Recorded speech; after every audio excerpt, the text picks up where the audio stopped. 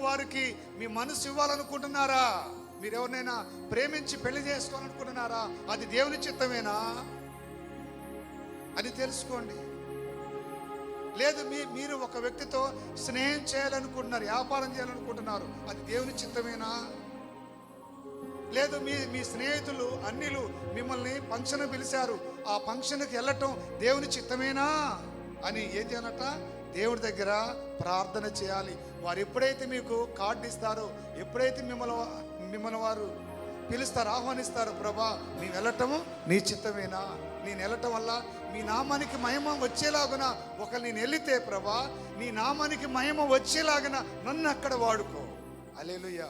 దేవుని చిత్తమైతే నిన్ను అక్కడ పంపిస్తాడు, అక్కడ దేవుని నామానికి మహిమ వచ్చినట్టుగా నిన్ను వాడుకుంటాడు. చప్పట్లు కొట్టగలుగుతారా? దేవుని చిత్తాన్ని తెలుసుకోకుండా నువ్వు వెళ్ళినట్లయితే అక్కడ దేవుని